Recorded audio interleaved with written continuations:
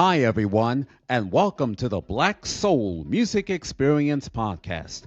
I'm your DJ and host, Sam Wilson Jr., and I'm here to bring you the history genre of black music: gospel, jazz, blues, old school classic soul, old school hip hop, today's hip hop and R&B, Caribbean, Latin, Afrobeat, Afro-Latina, blue-eyed soul, disco, go-go, line dances, and the Lost 45s. So come with me as I take you on to a trip to the history genre destination of black music.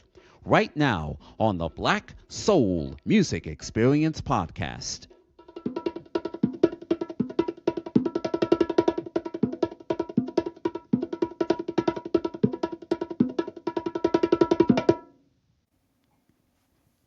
Welcome to the Black Soul Music Experience. I'm Sam Wilson Jr., and I have a special guest on my show. And this gentleman that I'm about to introduce to you represents the state of Ohio. And guess what, folks? It is a Jazz Appreciation Month episode. Now, as I said, this gentleman that I'm about to introduce to you represents the state of Ohio. He is a drummer, producer, and composer, and the founder of NIYANA Recordings. He is also the founder of his spunk jazz fusion band called SounDoctrine, which has released 5 CDs or LPs, and he has album number 6 or 6 CD coming soon. So please help me welcome to the Black Soul Music Experience Podcast, ladies and gentlemen, Mr. Jere B. Hi, Jerry. How are you? Blessings to you. So grateful to be here. How you doing, man? I'm doing fine. Welcome to my podcast. It's a pleasure to have you here. And thank you for reaching out because I'm reaching out to so many independent artists as well as independent musicians, whether they were on the major record labels or not Yeah. on the major record labels. It is my mission to reach out to those, and I want to say thank you for taking the time out to be with me on my show. And we're going to talk about everything, your record labels and everything. We'll go talk about that a little bit later on Sure. in this podcast. So, as always, America doesn't know who you are. The world may not know who you are. So, it's a pleasure to interview you. So, let us begin. Yes, sir. Now, as I mentioned, you represent the state of Ohio. Now, which city or town were you were born in the state of Ohio? I'm in Youngstown, Ohio, and Youngstown is about an hour and 15 minutes west of Cleveland and an hour north of Pittsburgh. So, depending on who you ask, Youngstown may be the armpit right in between those two major cities. But it's a great town to live in. I'm happy to be here, born and raised here, and still here. Okay. Now, were your parents in the music industry or did they had 9 to 5 day jobs? No, this was when I was growing up a steel mill town. So, there were three different shifts that my stepdad worked. My mother sang in the choir, and she was a very good singer. And probably the reason why I love the female voice so much because of mom singing. But she was not in the music industry. She had a desire to be, but, you know, um, raising a family, 3 kids, and so her and my stepdad pretty much worked to keep things on point. Now, which high school did you go to? I'm a graduate of South High School. In fact, last summer we just celebrated 40 years since our graduation. It's hard to believe time has flown by, but I'm a mighty warrior of the South High School. Okay. And which college did you go to? So I went to a technical school and actually dropped out of the technical school because I did not have the mindset then that I had now. In fact, I went to technical school for the wrong reasons, so I really wasn't ready when I got there. But by God's grace, I was able to rebound, and music found me as she should have, and never looked back. Okay. Now I was going to ask you the next question what was your major in college? Well, was music your major? No, music wasn't my major. In fact, music was all around me, and had been involved in music since as long as I could possibly remember, and that was one of the reasons why it wasn't going to be a major for me. I was thinking that I wanted to be a mechanical engineer at the time. I'm a little analytical, and around 17, 18, that kind of appealed to me. But again, if you would have known me then, you would have it would have been a totally different interview. So, you know, but yeah, I'm not living with any regrets whatsoever. It was just a mistake that I made, and I to give you a backdrop on that is I became a father at 17 years old. And so my plan was all through high school was to leave Youngstown and go out to Los Angeles and be a session drummer, But obviously, having a child, one of the first things that you need to do is you need to make an immediate decision to get a job. But to get a better job, I had to go to technical school. And you see how the dominoes kind of fall from there. But so grateful because my daughter, she's 42 now, and she has two master's degrees and a doctorate. So the sacrifice that I made, I'm grateful. I can't take credit, obviously, because she was the one that did the work, but to be able to provide the foundation for her to do that, I'm grateful for that. Now, who did you want it to be when you grow up? I know you have mentioned mechanical and everything. Yeah, mechanical engineer. But as far as like wanting to really pattern myself after someone, again, all my icons were musical. I couldn't say that I wanted to be someone, but I was heavy duty following Quincy Jones as a producer, heavy duty into Prince at that time. Um, Barry Gordy, the icon of mine, just the way he had put the record company together and established Motown as an institution. There were things that I wanted to do to kind of pattern myself after those gentlemen, but I couldn't say that, I walked around dressed like Prince or wore Michael Jackson's glove or anything like that. I didn't want to be anybody. I wanted to be myself, but doing some of the successful things I saw them doing. Now, how old were you when you started playing musical instruments? I I would say about 3 years old. If I, just listening to my mom, they would set pots and pans in front of me, as a toddler, and I'm just beating on them and beating on, my grandmother's furniture until my grandfather bought me a drum set, and so I'm playing in the church choir, children's choir, that type of thing, and really trying to lock in with the organist. And we had a pretty solid band in church. And then when I was in the fifth grade, I was in my first secular band, and we started playing the sock hops in the junior high schools and whatnot. So, you know, that's all I've ever known is playing music Was being a musician your calling? without fail. Just like being black, man. I was born black. I'm born a musician. Now, how old were you when you started playing the drums in the church, and what was the name of the church that you belonged to? So, interestingly enough, at the time I was playing drums, the church we were going to at that time was a Methodist church, and they were only piano and organ, so they really were not rocking with, bass guitars and things like that. But then by the time I was 11, uh, we switched memberships to Union Baptist Church, and that's where I really cut my teeth. Because in the Baptist church they were just bringing it, and by this time, Walter Hawkins and Edwin Hawkins and Andre Crouch, was really bringing the music to the fore, and so those were the records that we were listening to, the songs the choirs were learning, and like I said, just really sharpened me as a musician. Now, let's talk about the funk jazz fusion band that you founded, Sound Doctrine. Yeah. How many years was the band was in its existence? So it's kind of fragmented now. I won't say that is in existence. We're kind of like on a hiatus, but we're still writing, still recording, and doing various projects. We just really haven't performed much lately.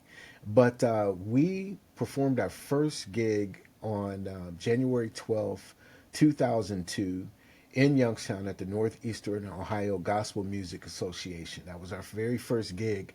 Our very second gig was a week later at the Cellar in Struthers, where we opened for Bobby Blue Bland. So, when your first or your second gig is opening for an act like that, it really encourages you that you're on your way. So I was grateful for the way we began. Hmm.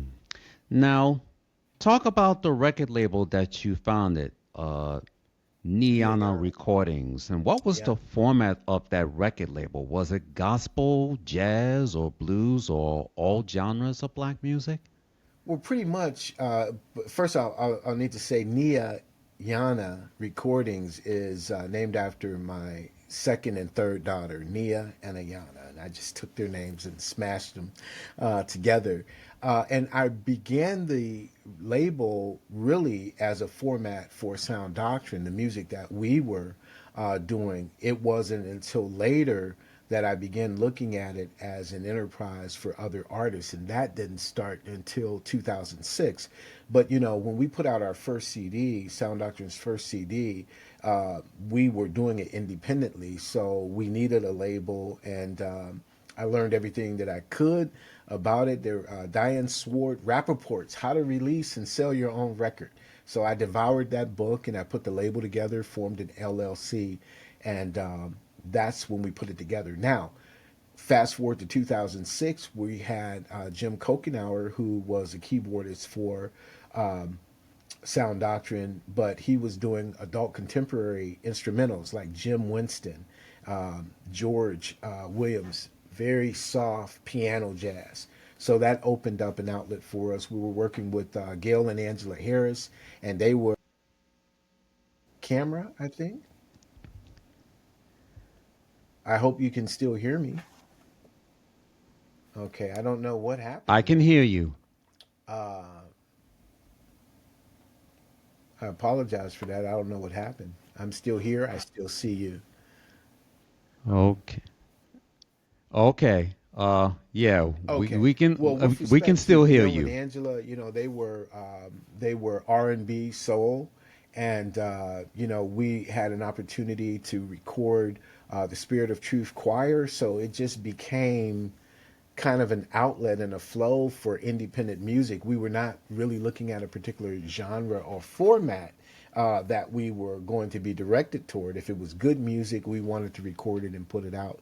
So that's pretty much what we did. Now, I got a chance to check out the music videos on YouTube, which includes Be Real with Yeah, Me, featuring Too yeah. Elegant with Gail Harris on the vocals, and Shame and Tracy. I Ain't Through, Yeah. featuring the voice of Tracy, and Sister Soul Sister, featuring Lisa McDavid and Shy T. Tell us about Well, what it's was the really behind those interesting songs. that with respect to Gail and Angela Harris, they were the two that I was talking about. Now we started working with them in the '90s. This is 91, 92, and so these songs that we put out, Be Real With Me, and there are others that are coming out this year from those recordings. What happened was Gail moved to California. They both did, in fact, moved to Los Angeles around 1996 or 97, and left all of that work in the vault, so to speak. And as technology moved on, what we did was we recreated the music so that it wouldn't sound so dated. But because of the technology, we were able to preserve their voices. And so with their voices, we just laid them on the new tracks and released them. So really, those tracks are 30 plus years old.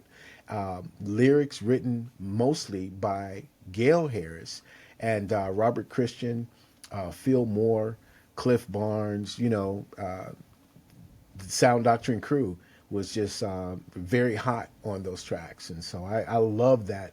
And as I said before, we have about five other songs from that vault that will be released this year.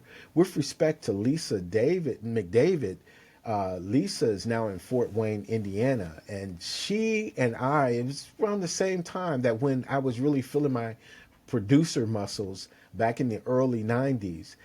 She was just a young girl from the neighborhood, but she has gone on to do some major things. Like I said, living around Fort Wayne, and so I contacted her about a year and a half ago because I started writing briefs for music libraries. The purpose is to have your music in film and TV. So I've been pretty heavy duty in that, and I needed a regular singer to satisfy some of the briefs that were coming my way. And so she has a studio in Fort Wayne. And so I said, well, Lisa, here's a brief that this library is asking for. Why don't you sing lyrics? So she wrote down, she wrote the lyrics real quick for Sister Soul Sister. And interestingly, we submitted it. It was approved. We were waiting to hear whether or not they were going to place it. And a couple of months went by, and the library, it just seems as if there was no action on it. And I'm like, man, this track is just too hot to be sitting there. So I wrote the company. I asked for the track back. There was no problem with it. And we decided to release it ourselves. I think that really harkens to the vibe of the 70s, that Sister Soul Sister. And she sang her heart out on it. So I'm really very happy as far as that one is concerned. Chai Tea, that's a staple in the Sound Doctrine repertoire. That's one of the favorite songs that our audiences like us to play, and we have a lot of fun doing that. There are some other videos where we're doing a lot of interplay with the audience, but that is from our 2006. That song is from our 2006 Endurance LP. Chai Tea. Did I hit them all? Did I get them all? Oh, okay, cool. Y- yes, you did. Now, how many years was your record Since label has been 2002, in existence? as I said before, it's pretty interesting that, when we put out Perseverance, which was our first CD, we needed a label. We were not signed to a major, and the industry was really changing. At that point, I know nobody remembers MySpace, but MySpace really was the Spotify of its day, and so you could put your music out online through MySpace, or, the CD was very popular back then in 2002. So, in order to cut it, that's what we did. And we wanted to make sure that, we were legit business wise. And so we formed the LLC and put NIYANA Recordings together. Okay. Now, growing up, who were your favorite singers and I listened musicians? to everybody growing up. And being a 70s kid, radio wasn't as formatted and as sanctioned off as it is right now. So at least here in Youngstown, Cleveland, Pittsburgh area, on a top 40 FM station, you're listening to anybody from Creedence Clearwater Revival to Steely Dan to Peaches and Herb to Parliament Funkadelic. It was like a potpourri. And so I grew up gratefully with a wonderful appreciation of just about everything. I really do want to say I had favorites. Obviously, of course, I'm in a funk band at the time, so we're loving P Funk, we're loving Cameo. When Zap came out, early 80s, we're loving that stuff. All that is hard hitting.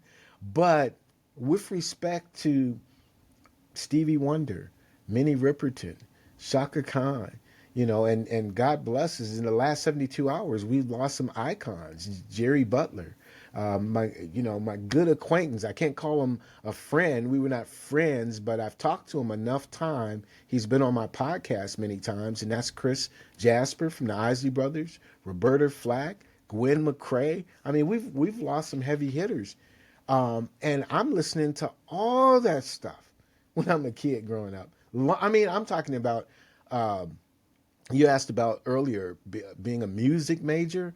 I had I had the vinyl, man. I was listening to that stuff. I'm studying that. That was magic to me, and that was my musical study. How are they forming these rhythms? Michael Jackson was a complete genius. I'm not talking about Michael Jackson the entertainer, but if you just go and listen to Off the Wall, that was just a marvelous album. And we're listening to that stuff like we're in school.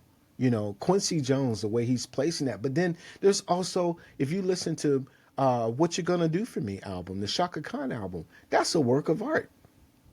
And then there's Pat Metheny, and then there's Chick Corea, and John Patitucci, and Andres Vollenweider. I mean, there's so much music that's out there, and we try to avail ourselves to all of it.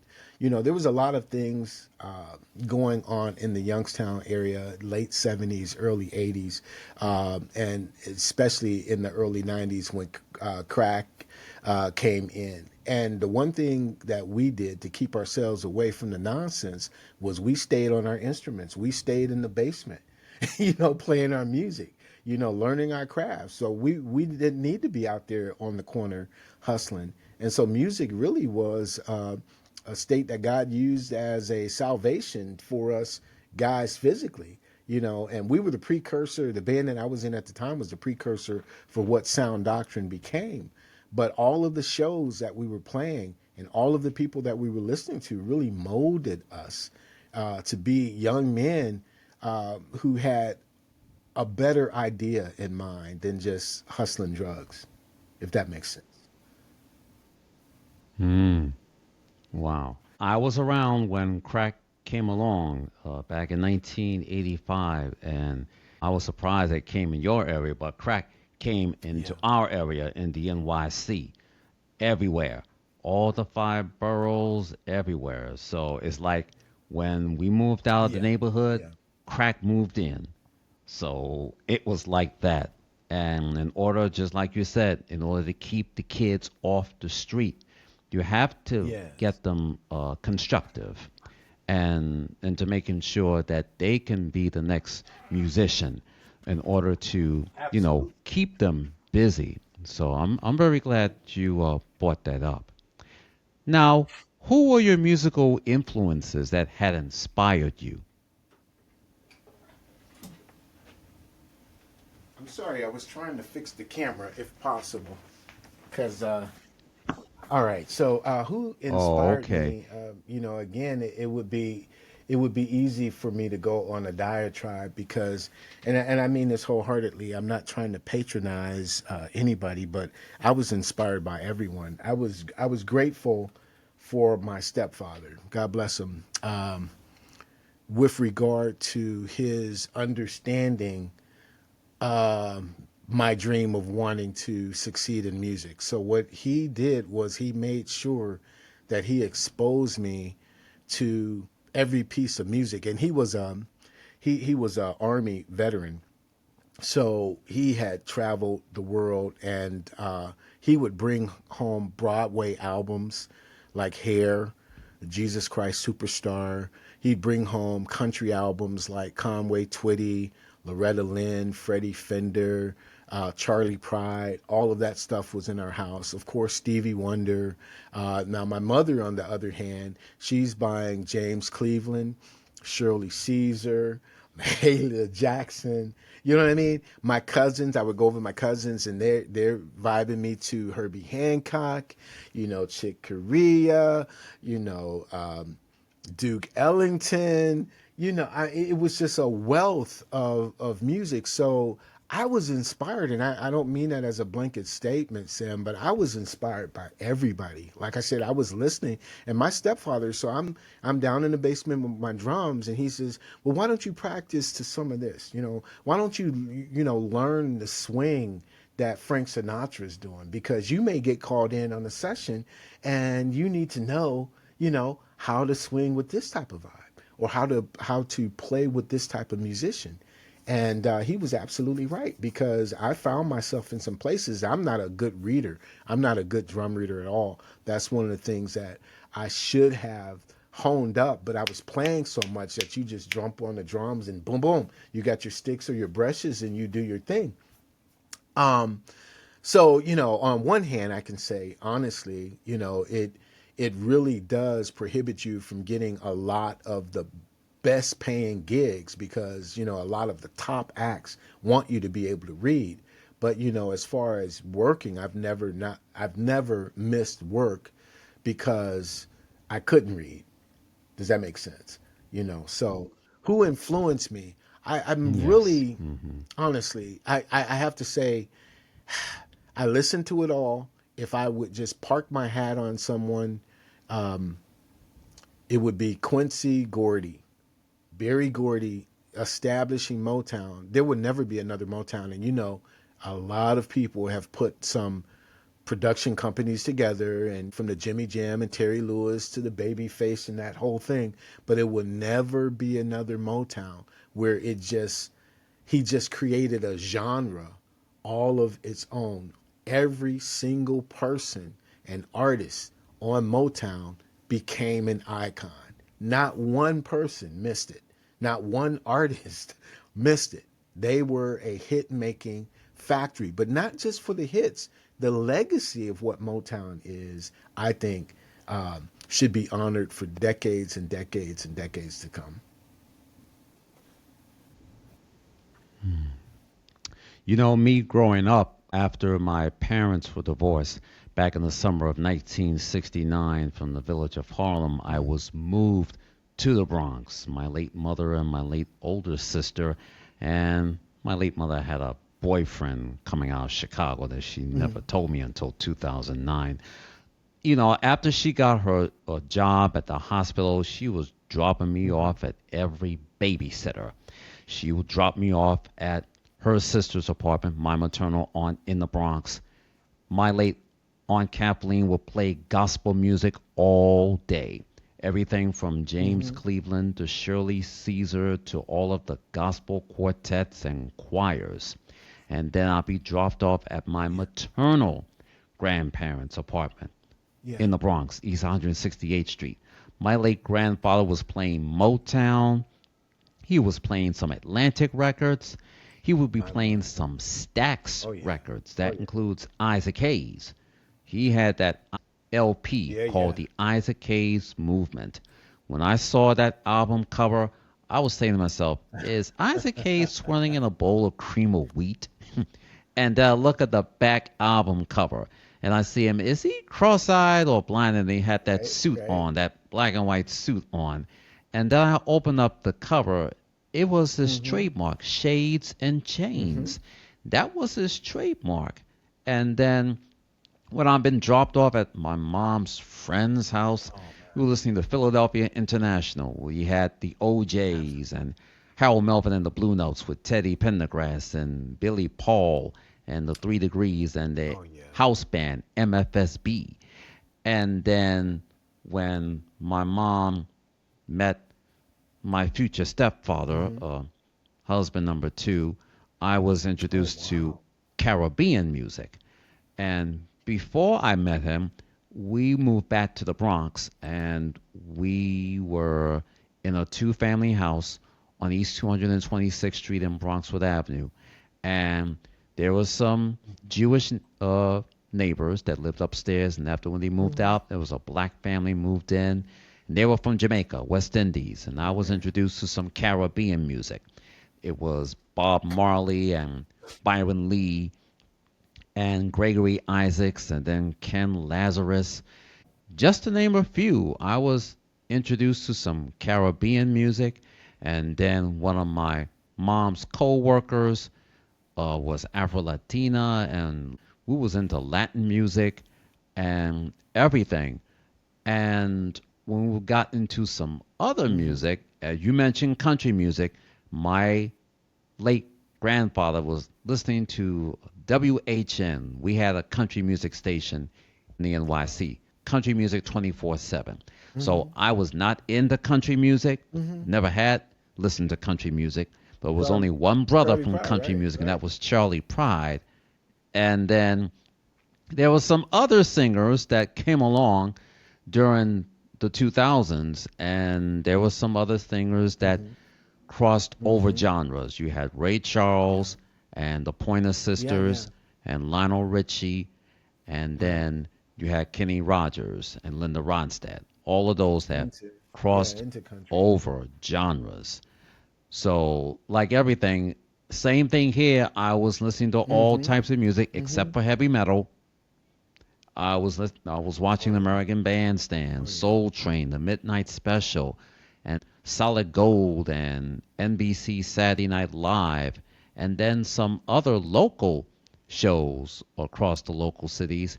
And then when we got into the 80s, that when Oh yeah. music videos came on the scene. So we didn't have cable back then before MTV came along. So NBC had Friday night videos, and ABC had ABC Rocks on Friday night, and then ABC 7 New York had New York Hot Tracks, and other local Mm-hmm. shows were playing music videos. Mm-hmm. So that was before we had cable. And then cable moved in, VH1, MTV, BET, and some other public television stations. They had some Yeah. video music shows as well. So Oh you and yeah. I are on the same boat. So as you can see now, all of the Mm-hmm. record labels have been merging before the pandemic, during the pandemic, and now post pandemic. And so many of our favorite singers are not on the major Sure. record labels anymore. They're on their own independent, creative control. You know, they can write and they can collaborate or who they can collaborate with without having the record CEO dictate to them Sure. or what they cannot sing or Sure. what they cannot collaborate with. So that's what you're seeing now, and everything is turning around. So I see independent artists are getting artistic control freedom, and that's Absolutely. what I'm seeing. That now here's a question that I always ask: living or dead, which singer or musician you wish you wanted to meet or to perform So, with? going back to Chris real quick, like I said before, the last time I talked to Chris, he was on our podcast this past July, summer 24, and the time before that was 19, and he and I share the same faith. We're both followers of Christ, and that's one of the things that I wanted to collaborate on a project with Chris Jasper. He had made legendary music with the Isley Brothers. It's just absolutely no doubt. His keyboard arrangements and all of that, were akin to Bernie Worrell. What Bernie's sound was to P Funk, Chris's sound was to the Isley Brothers. And so, with him bringing that funk over into a faith-based sphere was something that was appealing to me. So he was one that I wanted to work with. And then George Duke, he and I had an opportunity to have a conversation because for a time in Youngstown, I was producing the Youngstown Jazz Fest from 2013 to 2017, and had an opportunity to hang out with Kirk Whalum. Kirk Whalum was doing the gospel according to jazz. He had two or three projects, and I think the third project he had George Duke was on there. So Kirk was telling me, yeah, George Duke, man, he's my pastor. He really ministers to me, and so I was able to share that story with George Duke, right? So long story short, George and I are talking via a podcast. And so I told him, I said, man, George, you're on my short list, man. I said, there's a few musicians that I want to play with, and I said, you are definitely one of them. And he said, man, well, let's do it. Let's do it. Right. And that was a couple months before he was diagnosed. Okay. And so that never came to pass. However, I have a recording of that podcast, and I play musicians out there would know what Contact is. So Contact is a software that you put in your digital audio workstation, and George Duke has a collection in that. So it's called George Duke Treasures. So I'm still going to write a song with the beginning of George saying, "All right, man, come on, let's do it," and then use some of the sounds from that George Duke library. you know, to write with. But he would have been one. I felt like I lost an uncle when he passed away because I listened to so much George Duke growing up. Oh my gosh. And God bless my brother-in-law, man. I just turned 60 on February 8th, okay? And so my brother in law was asking, he says, so I have all the George Duke collection but one. I have one CD I don't have, and that was George Duke and Billy Cobham live in Europe. And my brother in law, God bless him, he gave me that, you know, for my birthday. So it's like, yo, I'm complete in my George Duke collection. Here. Now, here in the Black Soul Music Experience, I always ask my guests who is the top 10 R&B black artist of all time. And since this is a jazz episode, we're going to be doing the Black Soul Music Experience top 10 R&B black and Of all jazz time. artists of all Good night. time. Now, here's how it works. We're doing it like a top 10 countdown, like the show America's Yeah. Top 10 Casey Kasem style. So we're going to start at the bottom five. We start at number 10. Who was the best artist but didn't get any recognition, which is the bottom five. Then we get to the top five and we find out who was the top five R&B, black, and jazz singers of all time. Now, did that artist had top 10 number one hits? Did that artist receive a gold or platinum or double platinum or triple platinum LP? Did that artist won a Grammy or an American Music Award or a Soul Train Award or an MTV VMA or BET Award? Did that artist performed on American Bandstand, Soul Train, Solid Gold, Saturday Night Live, or any other local jazz shows that appeared on PBS? Or did that artist performed live on HBO and Showtime? So, Yes, Jerry, you are. I'm going to put you to the test. No, Are I'm you ready not. to take that challenge? Yes. I guess I'm here. That's wow. That's that is a challenge. Well, let's see. We might as well turn the green light on and go with it.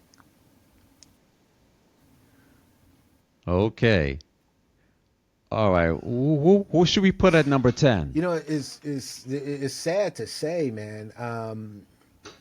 I would say Frankie Beverly, man, because Frankie left this earth without a Grammy, man. I don't see how that is even possible. But for being a legendary singer, it's got to be Frankie, man. All right. Frankie Beverly, we'll And put that's him at sad number because he 10. deserves number like one. Um,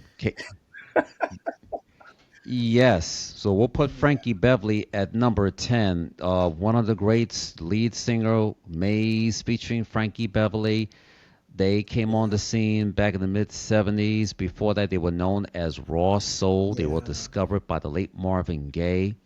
They had some hits, Right. including Golden, Time of Day, Lady of Magic, and I Can't Get Over You. But the best song that be playing at all the Yeah, clubs it's a is standard. Before I Let Go. And that Absolutely. was the anthem right there. And even Sure. Beyonce redid it, but she did Yeah. it Yeah. line dance style. So rest in peace to Frankie Beverly. I always Yeah. noticed that cap, that was his trademark. He's best known for Right. performing at the Essence Festival. He always closed it out with that. And I've interviewed one of my former church Mm. members who once worked at Essence Magazine, Kim Smith. We talked about Frankie Beverly, what was his style, what was his appearance, and as I mentioned, the Mm-hmm. cap, that was his trademark. So rest in peace to the one and only Mr. Absolutely. Frankie Uh, Beverly. and All and right, who it's should be at number unfortunate too, nine? but the dear heart Minnie Riperton, because she didn't live long enough to get her due, as well. Yet her songs, you can put on "Loving You" right now, and you can stop a crowd. Um, Back down memory lane is another one. You put that on, and any gathering that you have, her voice cuts through the mix, cuts through the crowd. But it makes me shiver to think. if she would have lived to, where we are right now, if she would have been alive like a Shaka Khan is alive, she would have had so much work and so many treasures. But she came out the park swinging it, and until cancer, took her. Golly, I can't think of another. She's the one. Yes, the one and only Minnie Riperton, coming out of the Windy City, Yeah, started with the group Rotary Connection and then went on her own with her debut LP, Perfect Angel. And that album was produced by Stevie Wonder. You mentioned her song Loving You, which was number one on Billboard's Hot 100 Pop Singles charts. And I bought the bootleg copy of wow, Soul Train CD in Harlem, and I got a chance to see her perform. Her high yeah, octave range, I was like, whoa, way high. And, high octave range, that paved the way for many others, including Mariah Carey and Shanice, just to name a few. With that that's right, high octave range, that's right. nobody couldn't touch her. So I know that Yeah, her daughter, Maya Saturday Rudolph, Night Live. and in case you may not know, Yeah, she was on NBC Saturday Night Live, sure. carrying that tradition. So rest in peace to the one and Yeah. only Minnie Riperton. All right, who should be at number So Bill eight? Withers has got to be on the chart somewhere because Bill Withers is like grits, man. He sticks to you. His songs were very prolific, and his artistry out off the charts, man. Grandma's hands. I'm 7 years old. And it's just got you right. Boom. That's how come Blackstreet, chose it to open up because that's grits right there. It's like, man, if you got soul, if you ain't stomping your foot, then you don't have soul. So, and so much. I mean, that's just one out of a ton of great songs that Bill Withers gave to us. Excellent. Yes. Bill Withers, Still, known as Still Bill Withers. We'll put him at number eight. When I first heard his debut song, Ain't No Sunshine, 1971, it just went boom. 2 minutes and 10 yeah, seconds. It was like, wow. And just like you said, very prolific. He had some other hits, including yeah, Lean on Me, number one hit back in the fall of 1972 on Billboard's Hot 100 Pop Singles charts and also number one on Billboard's Soul Singles charts. It had some remakes. right. Club Nouveau did the remake 1987, and then Thelma Houston and the Winans did the remake Mm-hmm. 1989 for the movie Mm-hmm. Lean Morgan on Freeman. Me, which was the Mm-hmm. story of Joe Clark, which starred Morgan Freeman, who played a high school principal, Yeah, Joe Clark, in yeah, Eastside High School in New Jersey. So he had other hits when he was on Sussex Records back then. And then when Sussex closed its doors, went out of business, he moved over to Columbia CBS Records. He had some hits back then until he got his top yeah. 10 hit, A Lovely Day. Top 10 hit. He had other Right, hits, including Just the Two of right, Us, performed with the right. late Grover Washington Jr. And he had some other hits, but nothing can compare Yeah, those top 10 hits.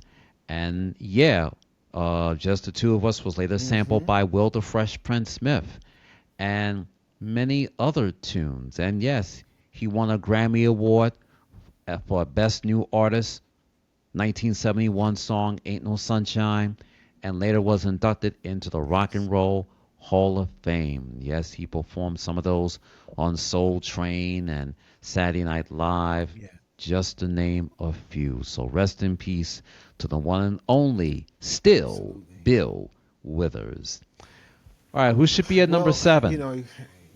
I'm feeling that I'm neglecting my jazz roots here, and we have to put John Coltrane there because of just the spirit of the music. Um, One of the things, and I'm a kid again, not really understanding jazz, but knowing that it's grabbing me. by the guts. John Coltrane made music that was beyond the notes. There was something other that was going on, and he wasn't just playing scales. He was really into soul and Love Supreme. And man, there's so many songs that fail me as far as the titles are concerned. But just having that on as the backdrop of your life, you know, that tenor saxophone running in and out of your spirit, man. What can you say? Yeah, John Coltrane, number seven, one of the jazz greats. I have a Yeah. CD called My Favorite Things, and when I was working at WVOX Radio in New Rochelle, New York, and their format was big band jazz and Yeah. swing mixed it with talk and information, I was trying to find the song that I can check on the signal, so I had to put on My Favorite Things by John Coltrane. Mm-hmm. 13 minutes, everything. It changed the course of jazz. And you mentioned the song A Love Supreme, and that song was Oh later yeah. used in the movie called Mo Better Absolutely. Blues, Spike Lee. And Spike Lee's father, Mm-hmm. Bill Lee, was a jazz musician. And yes, he did some of the music Sure. scores for his son's movies. So jazz is not that much popular as it was. So when you try to pass it on to the younger generation, they Right. may not know what jazz is all about. So, like I said earlier, I've been dropped off by every babysitter, whether they were playing Mm-hmm. soul or gospel or jazz or those lost classics. I've been exposed to all types of Wow. music, including John Coltrane, who just stood the test of time. So rest in peace to the one and only Absolutely. Mr. Rest in John peace. Yeah. Coltrane. Good stuff, man. Okay, All right, well, who we got to should go be with at number Miles Davis, six? who changed music like 13 times. I mean, always relevant, always exploring, always at the forefront of what's happening. Uh, all of his bands were just killers. Every one of them, even up into the 80s when, Marcus Miller and Kenny Garrett and Foley and them were in there. I mean, he just always rocked with killers, man, and just love this stuff. Alrighty, Miles Davis at number six. Miles had kept up with the times, whether it's bebop or classic or jazz fusion or contemporary music. Yeah. Miles had kept up with the times. He had played everything from every decade, from the late 50s, 60s, and 70s, Yeah. and even into the early 80s. He had did a remake of Mm-hmm, Michael mm-hmm. Jackson's Human Nature Yeah. and a remake of Cyndi Lauper's Good Time remake. After Time. He performed everything all the way up until the 90s until he passed away in Yeah. September of 1991. And yes, he was inducted into the Rock and Roll Hall of Fame, the Mm-hmm. first jazz artist to be inducted into Yeah. the Rock and Roll Hall of Fame. So when you hear some Miles, you hear something, whether it's smooth jazz or Yeah. some Absolutely. classic traditional jazz. So rest in peace to Mr. Miles Davis at number six. Your All right, who girl should be at Shaka number should be at number five? 5, man. Shaka Khan is, you know, just magic. She's unafraid. Um, she stepped out. She was locked in. She felt she was locked in. I had the pleasure of reading her autobiography. I have it sitting about 20 feet away from me. And, what she went through, what she battled, she overcame her addictions, her demons, and she stood as a giant, man, in the midst of just all of these obstacles and triumphs every time. Her voice is her instrument. She's a heck of a drummer too, by the way. But she is so versatile. You can't give her a piece of music that she can't sing. And she even gave your boy Steve Winwood a run for his money back in the 80s. Remember when Higher Love was out? I mean, so she just came and Yes. rocked everything. Mm-hmm. So, yeah, Shaka is, she, she's got it. Yes, Shaka Khan will put her at number five. Started out with the group Rufus, made her debut 1973, and they had some hits in 1974 with their Right, right, second LP, Rags to Rufus. Best known for their hit Tell Me right. Something Good, written by Stevie Wonder.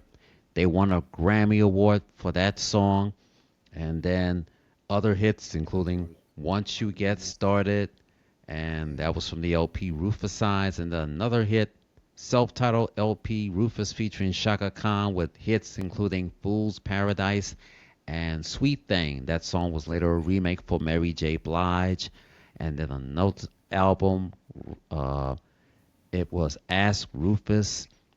Their Yeah, song man. including Hollywood and Everlasting Love, just to name a few. And then she Yes. went out on her own.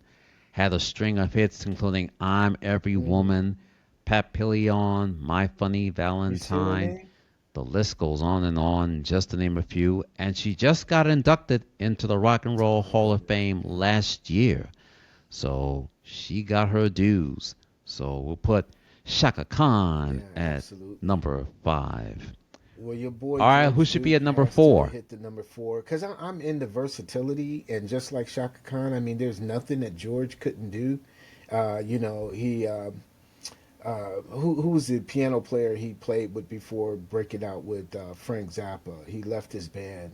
He was a man. I can't think of his name. I know you know who I'm talking about.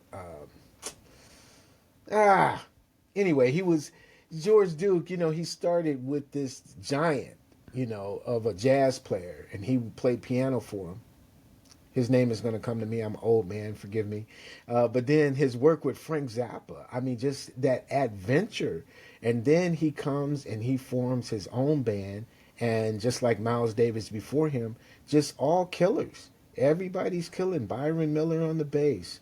You know, uh, he's got Sheila E., young Sheila E., 14, 15 years old, traveling with him, and he's just writing some incredible music and just never stopped until the end.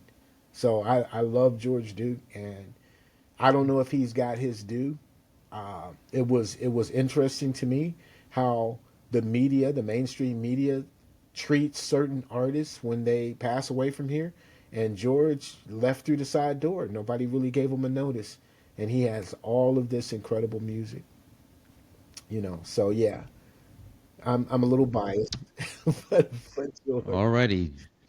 Yes, George Duke, number four. I did listen to a couple of his tunes, but me growing up, when I, listened to music, I didn't know that could he sing, Yeah, did he play music or what like that, So best known for songs called Dookie Stick and some others that he arranged with yeah. some other vocals. Then he would play the music and let some of the other vocal guests play on there as Who? well.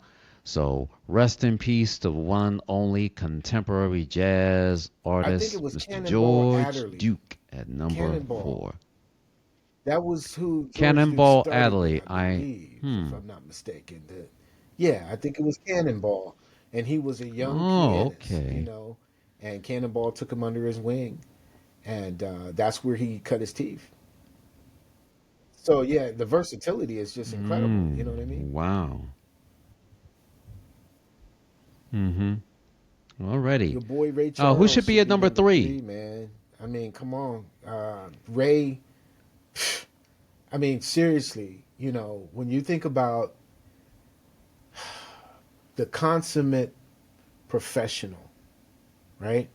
It's it's his genius, it's his ability to bend and change and to introduce ideas to audiences from somewhere, I don't know, from Saturn or Mars or Uranus or whatever. It was just downloaded into this cat. He was absolutely phenomenal.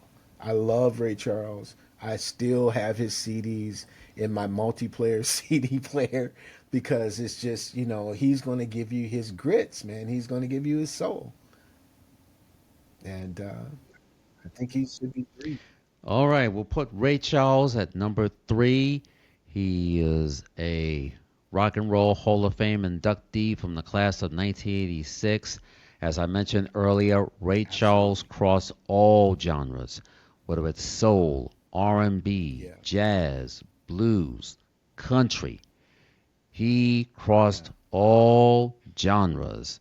So when I see him performing Yeah. on NBC Saturday Night Live or on the Flip Wilson Show or many other Yes. variety specials, he was always bring out something. He's best known for his Yeah. hits, including What I Say and I Can't Stop Loving You, and his other song that was used in the Yeah. Cosby Show Yeah. called Nighttime is the Right Time. When I first heard that song on the Cosby Show in season two, I went to that oldie store in Manhattan and I picked up that song. I picked up that I hear 45 and you. I still have it. So every time when I hear that song, I'll think Absolutely. about the Cosby Show. So, and yes, I mentioned he branched out to country music, and I just downloaded a couple of his Mm-hmm. songs. I Mm-hmm. can't stop loving you, and you don't know me. Mm-hmm. Just to name a few. So, and of course, he's best known for his rendition, his Yes. version of And America the Georgia. Beautiful. Georgia, So, that's when another I one. first heard that National, that's the song, state. Isn't it a state? Their yes, state Georgia on my song is his mind, that version, too. right? Yes. Mm-hmm. Absolutely. Genius. Yes. Hmm.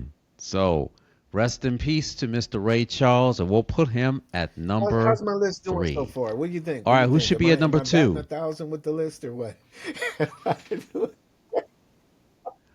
Oh, you're doing Good, fine. You're good. doing fine. By the way, this camera won't let me change over while we're recording. That's the only reason. Like I'm trying to flip it over, but it won't. While we're recording, it won't let it happen. So I apologize again. Okay. Even though, yeah. So, yeah, things happen to me. I got a Yeah. new computer, so this built-in shutterfly just got a switch like, and I had to call Right. HP. I was like, "Oh, where's the camera? Where's the camera?" Yeah. So, but I'm enjoying it. But there's an old saying, technical It difficulties, but must go the old on. saying, the show Absolutely. must go on. Yeah. The more will go on. Yes, I know everybody will see everything. So when I watch our TV shows, when they say, "Oh, what happened?" Keep going, keep going, Absolutely. keep going. Absolutely. Well, here's my number two. My number two is Duke Ellington, because again, when you consider the time that this brother came up, and he was writing music, not to mention, some of the things that he was going through, and most black people were going through in that era, to be so professionally sophisticated and to write music that really turns the idea of what America should be into this musical landscape is phenomenal. I don't know, and I don't know who's listening or who's watching this podcast. Even if you're 14 years old, you need to avail yourself to some Duke Ellington and listen to the charts and just the magnitude and the magnificence of this great musician. It really does. When you talk about funk, when you talk about hip hop, when you talk about soul, you can find it in those orchestrations that Duke Ellington was writing. And it's just phenomenal to me. So he's definitely number two. Yes. Hmm. Yes, Duke Ellington at number two. He's written many songs with piano, formed his own band, Mm-hmm. traveled around the Mm-hmm. world, overseas. I played a couple of his tunes.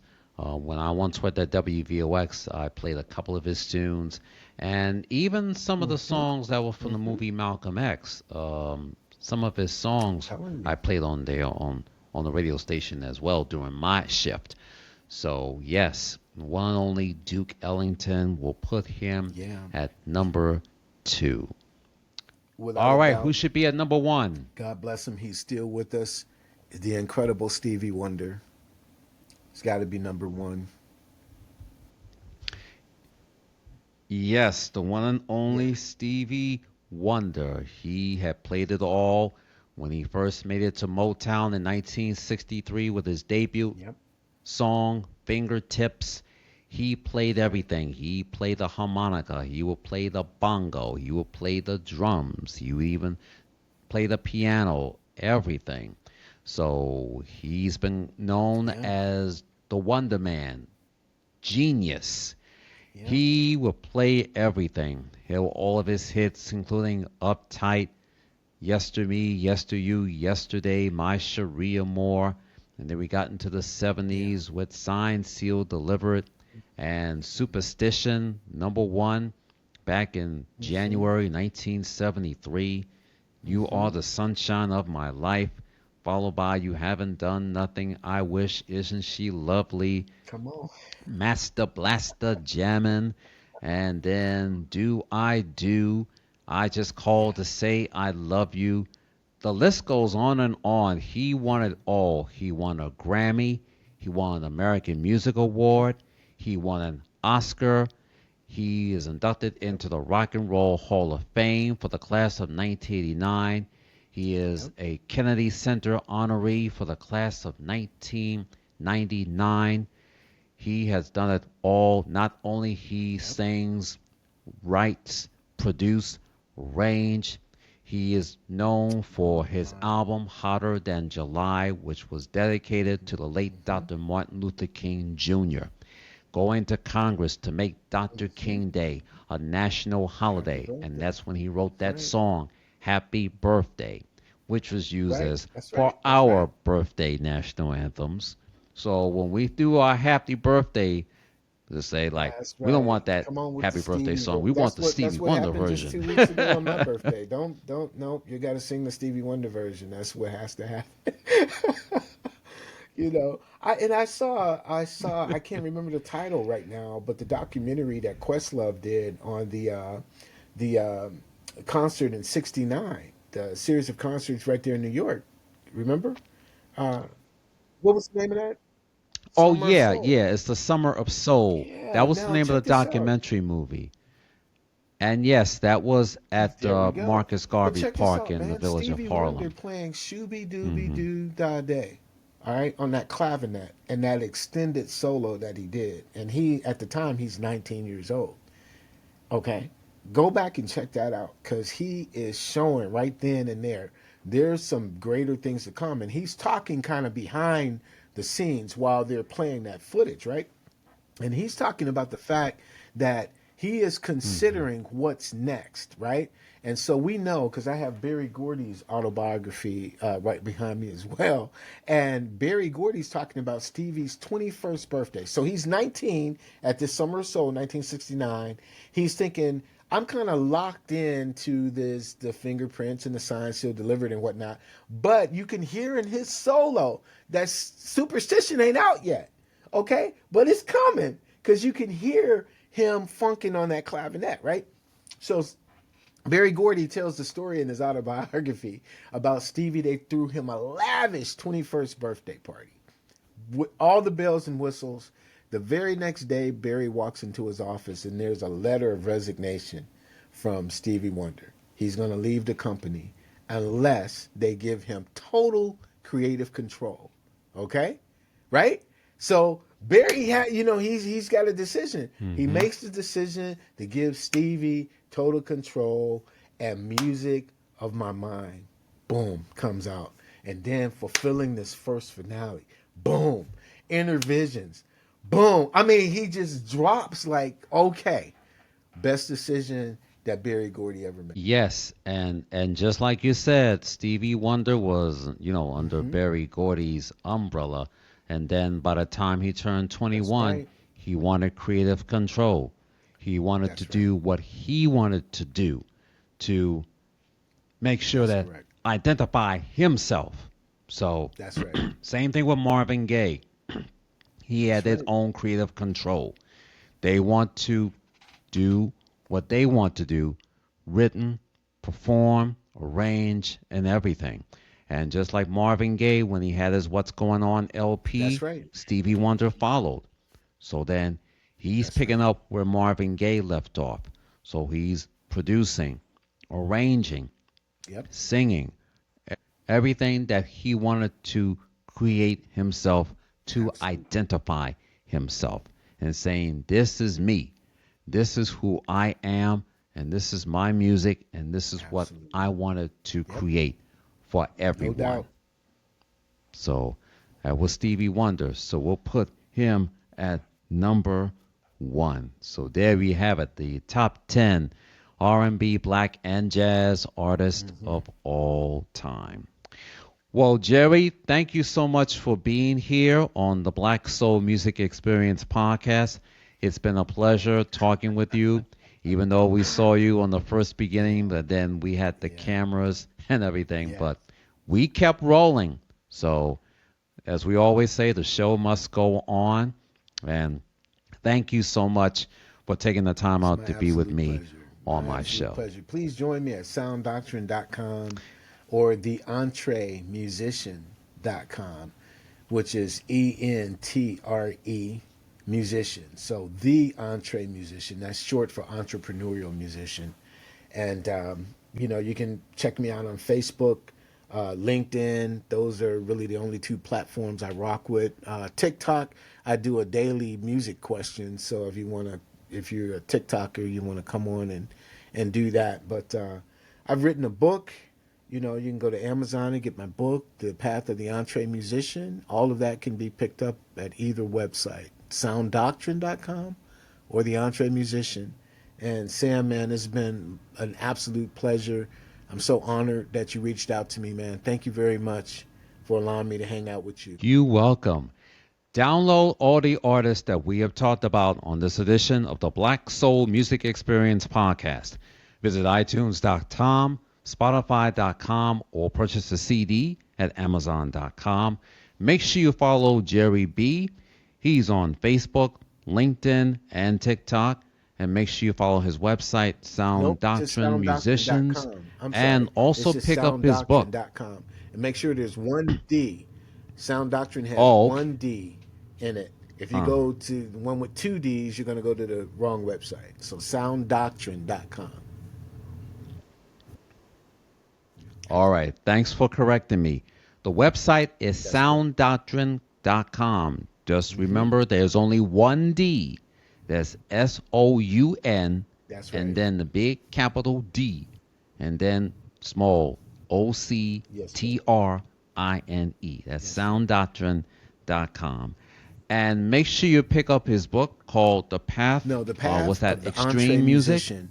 And I wrote it for musicians who are like myself, 50 years old and older, and they're either launching or relaunching their music career. And it's 9 keys to get started the right way, sharpening your mindset, discipline, and focus. I speak all over on mindset, discipline, and focus. And we have a great entree musician community of us older geezers who are funking it out, playing this beautiful, lovely jazz, soul, rock music, and just making it happen. I believe in 25, the seniors, Sam, are going to take center stage. I really believe that. And I have the community to prove it. Okay. Alrighty. Make sure you pick up his book called The Path Entree of the musician. It's short for Entree entrepreneurial. Yep. Like, so if you said Entree Musician. entrepreneurial, so Yes. entree musician. Okay. Make sure you pick up his book called The Path of the Entree Musician. It's available at your local bookstore or wherever you buy your books. And if they don't have it, you order it at Absolutely. Amazon.com. And ladies and gentlemen, if you want to check out this episode, please subscribe by going to the link. The link is riverside.fm/studio/Samuel Wilson Jr.'s. Don't forget to add the S at the end, dash studio. And I will be posting this episode on Facebook, LinkedIn, and Twitter. And if you have a hard time getting onto Riverside, then please become a member and subscribe to patreon.com/the Black Soul Music Experience podcast. And if you have a hard time getting on the Patreon, we'll be posting this episode on YouTube. And please pass it on. Thank you for joining me as I close out this edition of the Black Soul Music Experience. Well, that's about it for this edition of the Black Soul Music Experience podcast. I'm Sam Wilson Jr. Thank you for joining me, and please tune in next week for an all-new episode. The Black Soul Music Experience podcast is sponsored by the support of listeners like you. If you enjoyed this podcast, please subscribe by going to riverside.fm/studio/Samuel-Wilson Jr.'s-studio. And don't forget to check out my audio podcast episodes by becoming a member and subscribe to patreon.com/the Black Soul Music Experience podcast. And also check out my video podcast episodes by subscribing to youtube.com/the Black Soul Music Experience podcast. And please leave your comments, feedbacks, and replies by going to my Facebook homepage. Visit facebook.com/the Black Soul Music Experience podcast. And you can also tweet me on X, aka Twitter, at Sam Wilson Jr. 66. As always, parting, remember this: reach for the top and your dreams will come true, and it can happen to you. From all of us, take care, God bless. Thanks for listening, have a good week, and please be safe.